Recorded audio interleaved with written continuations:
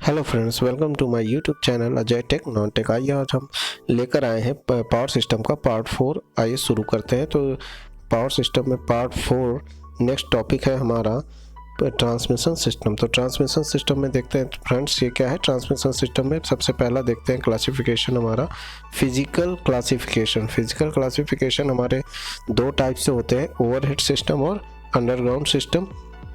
तो overhead system हमारा, एक मिनट जरा स्टाइलस पतला कर लें। हाँ, ओवरहेड सिस्टम वो सिस्टम, इसमें मुख्यतः क्या होते हैं, बेयर कंडक्टर का यूज़ किया जाता है। जहाँ पर सघन बस्तियाँ होती हैं वहाँ पर इंसुलेटेड केबल का भी प्रयोग किया जाता है। ओवरहेड ट्रांसमिशन सिस्टम आपने घर के आसपास देखा ही होगा फ्रेंड्स, वो बस वही चीज़ है, उसी को ओवरहेड सिस्टम कहते हैं। आगे क्या है, और इसमें मुख्यतः बेयर कंडक्टर घरों के आसपास देखा होगा, जो वायर होते हैं ज़्यादातर बेयर कंडक्टर, लेकिन अब इंसुलेटेड केबल भी यूज़ किए जाते हैं। अगला सिस्टम जो है हमारा वो क्या है, अंडरग्राउंड ट्रांसमिशन सिस्टम। तो अंडरग्राउंड ट्रांसमिशन सिस्टम जो है हमारा वो क्या है, एक मिनट जरा इसे इरेज कर दें। तो अंडरग्राउंड ट्रांसमिशन सिस्टम में आते हैं क्या, इंसुलेटेड केबल यूज़ किए जाते हैं हमारे अंडरग्राउंड के ट्रांसमिशन में।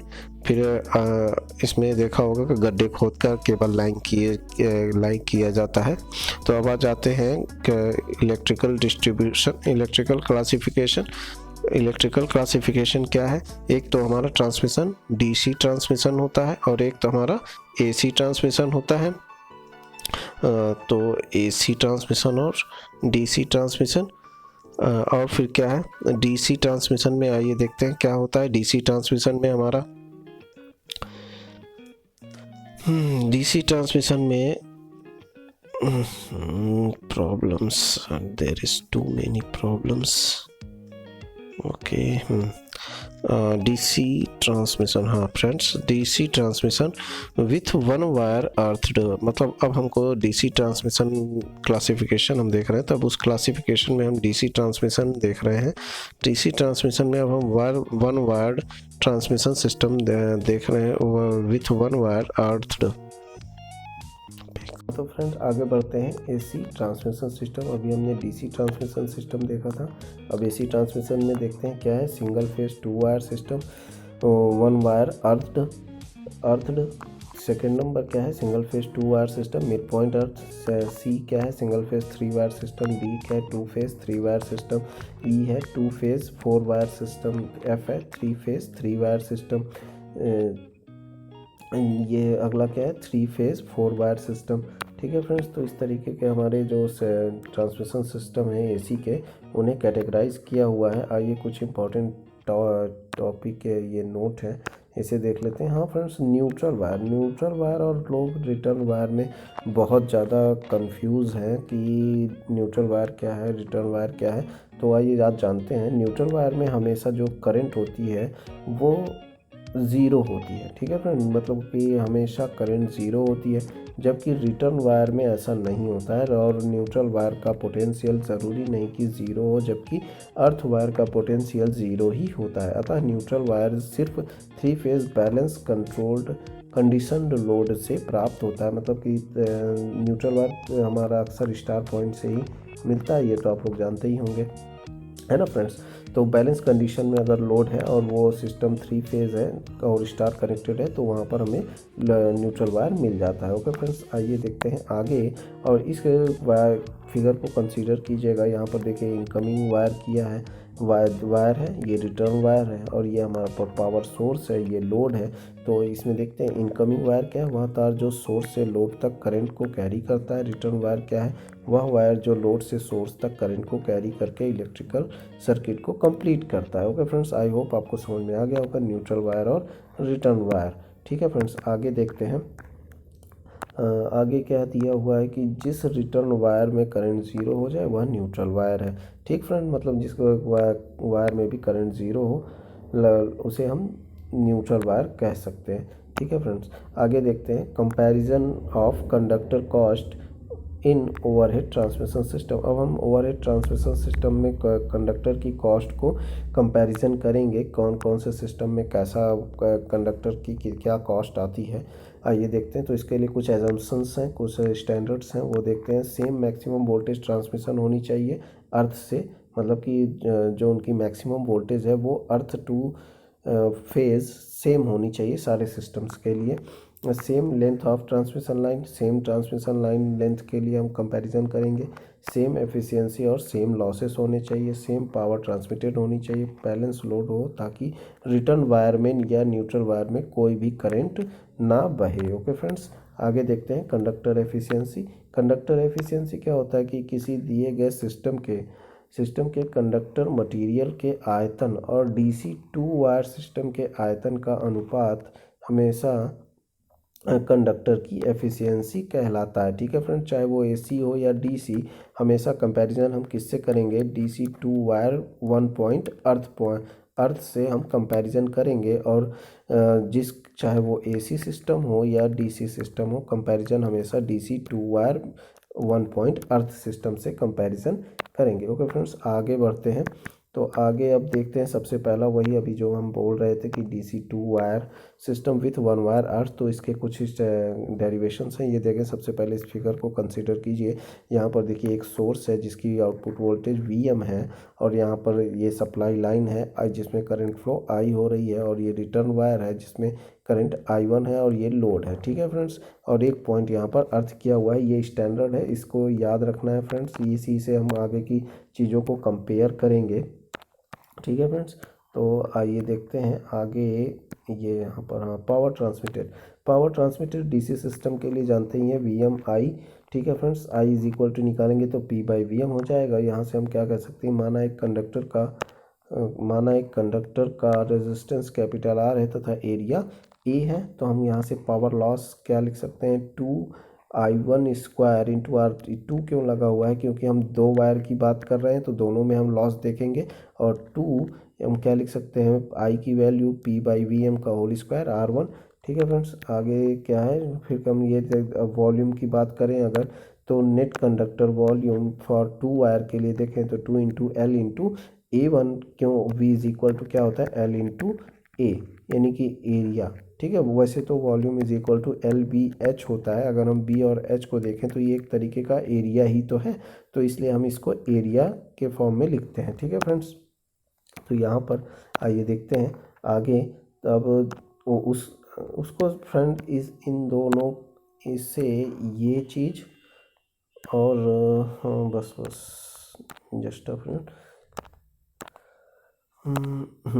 ये V is equal to 2LA1 और P is equal to power loss, ये दोनों हम स्टैंडर्ड हमेशा सब कंपैरिजन करने के लिए हम इसे यूज़ करेंगे, इसलिए इसको याद रखिएगा।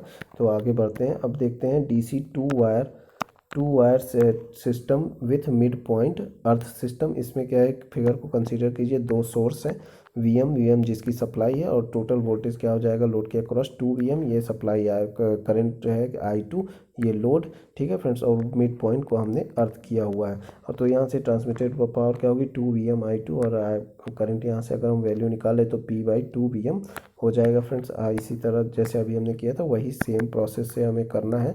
बस आगे देखते हैं, जल्दी से इसे देख लें। पावर लॉस यहाँ से निकालें तो PL2 is equal to 2I2 square R2 PL2, यानी कि इस DC two wire mid point earth के लिए है, तो यहाँ से I2 की वैल्यू रखेंगे तो P/2 का होल स्क्वायर R2 हो जाएगा। फॉर सेम एफिशिएंसी, किसकी सेम एफिशिएंसी, पहले वाले transmission system DC two wire earth system, one wire earth system, और DC two wire mid point earth system. ठीक है फ्रेंड्स, तो इन दोनों को लिए हम देखें, अगर एफिशिएंसी सेम हो तो दोनों की लॉसेस भी सेम होने चाहिए, तो इसलिए हमने ये किया। तो 2 से 2 कैंसिल, P स्क्वायर से P square cancel, VM square से VM स्क्वायर कैंसिल, सिर्फ यहाँ पर क्या बचेगा, R1/R2 इज इक्वल टू 1/4। ठीक है फ्रेंड्स, आगे यहाँ पर हम R की वैल्यू रखें तो ρ×L/A1 ρ×L/A2, यहाँ से 1/4 हो जाएगा। यही एरिया का भी रेशियो होगा दोनों के लिए, A2/A1 के लिए एरिया का रेशियो हो जाएगा। तो यहाँ से हम ये देख सकते हैं फ्रेंड्स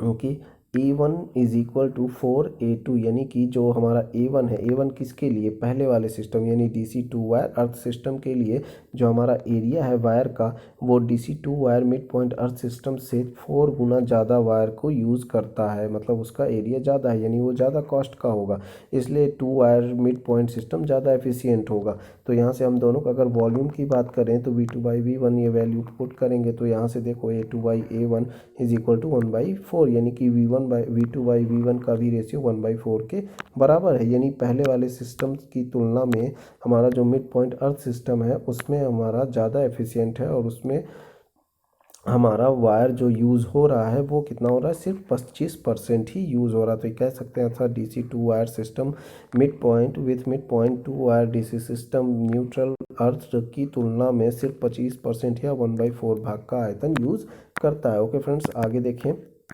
तो आगे कह सकते हैं कि DC2 wire with mid point अर्थ में समान पावर या समान एफिशिएंसी और समान लंबाई के लिए कंडक्टर का आयतन DC2 wire with mid point wire with mid point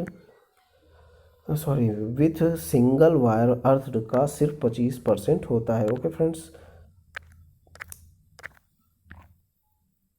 हाँ तो फ्रेंड्स आगे बढ़ते हैं। आगे क्या है, DC2 वायर सिस्टम। अब DC2 वायर सिस्टम की हम बात करेंगे तो इस तरीके से फ्रेंड्स बहुत सारे डेरिवेशंस हैं। अब सबका हम डेरिवेशन तो नहीं करा सकते, या देख लीजिए, हम जो भी होगा अगर नहीं समझ में आएगा तो बता दीजिएगा कमेंट करके, मैं सबका डेरिवेशन करा दूंगा। अभी यहाँ से आप लोग वीडियो पॉज करके डेरिवेशन को करना चाहें तो लिख लीजिएगा। तो ये फ्रेंड्स डेरिवेशंस हैं क्या इसके, तो ये देख लीजिए आप लोग, इसको मैं धीरे से ऑपरेट कर दे रहा हूँ, आप लोग इसको लिख लीजिए, नोट डाउन कर लीजिएगा। ऐसे ही कंपैरिजन हमारा AC सिस्टम के लिए भी होगा। AC सिस्टम के लिए हमें पता है कि P is equal to VRMS IRMS cos φ1 होता है, ठीक है फ्रेंड्स। और पावर इज इक्वल टू हम लिख सकते हैं, अगर हम इसको RMS वैल्यू दिया हुआ है, यहाँ पर हम मैक्सिमम वैल्यू के टर्म में लिखें तो VR या VRMS की वैल्यू क्या होगी, Vm/√2 के फॉर्म में ये हो सकता है, ठीक है फ्रेंड्स। तो यहाँ से अब आगे बढ़ें तो आगे कुछ उसी तरह वही सेम प्रोसेस है। यहाँ से I की वैल्यू फाइंड कर लेंगे, I की वैल्यू फाइंड करने के बाद लॉस निकालेंगे, लॉस निकालने के बाद वही सेम प्रोसेस एरिया और वॉल्यूम का कंपैरिजन करेंगे, तो ये सारी चीज़ें हमें मिलेंगी। आप इसको देख लीजिएगा और डेरिवेट कर लीजिएगा। नहीं समझ में आएगा तो मुझे बताइएगा। बस ये नोट इम्पॉर्टेंट है यहाँ पर कि आप ये चीज़ ज़रूर याद रखें कि AC सिस्टम में जो होता है वो DC की तुलना में 2/cos² का मल्टीपल होता है, यानी कि V4, यानी कि जो AC सिस्टम का वॉल्यूम है वो DC सिस्टम के वॉल्यूम से 2/cos² मल्टीपल टाइम्स होता है, बस, ठीक है फ्रेंड्स। अब आगे कंपैरिजन अभी हम देख लेंगे तो ज़्यादा अच्छे से समझ में आ जाएगा। एक नोट है, थोड़ा सा यहाँ पढ़ लेते हैं क्या दिया हुआ है नोट में। AC ट्रांसमिशन सिस्टम में कंडक्टर का आयतन लोड के पावर फैक्टर पर भी निर्भर करता है, यानी AC ट्रांसमिशन सिस्टम में जो कंडक्टर का वॉल्यूम है वो लोड पर निर्भर करता है, लोड के पावर फैक्टर पर निर्भर करता है। यदि लोड का पावर फैक्टर कम हो तो कंडक्टर का आयतन ज़्यादा हो जाएगा, ठीक है फ्रेंड्स। तो इसी तरीके से है। अब ये single phase 2 wire system mid point अर्थ है फ्रेंड, ये सब भी वही सेम चीज़ है, बस डेरिवेट करना है, सब कुछ वो आना वही है। मैं आपको एक कंपैरिजन करके सीधे से यहाँ पर दिखा देता हूँ। ये आप इसे नोट डाउन कर लीजिएगा, बस ये इम्पोर्टेंट है, यहाँ पर मेन चीज़ यही है।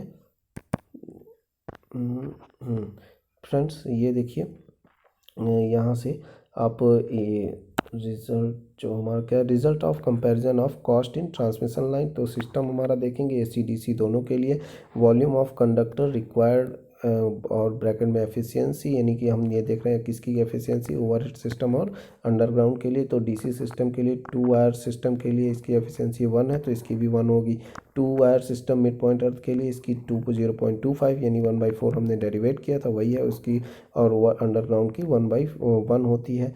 3 वायर सिस्टम के लिए 0.35, ये ज़्यादा इंपॉर्टेंट नहीं है, ज़्यादा इंपॉर्टेंट आपका AC के लिए है। AC के लिए सिंगल फेज के लिए 2/cos² और अंडरग्राउंड के लिए भी 2/cos² 2। और आप सीधे से हम देख लीजिएगा, ये आप डाटा लिख लीजिएगा। 2 wire single phase 2 wire mid point single phase 2 wire mid point अर्थ, इसके लिए 1/2 cos² और ये ओवरहेड के लिए, ये अंडरग्राउंड के लिए 2/cos²φ, इसको याद रखिएगा। और ये मेन है तो आपका AC 3 फेज 3 वायर सिस्टम के लिए हमारा क्या होता है, हाफ cos²φ, और अंडरग्राउंड के लिए 1/1.5 cos²φ, और 3 फेज 4 वायर के लिए 0.583/cos²φ, अंडरग्राउंड के लिए 1.75 cos²φ।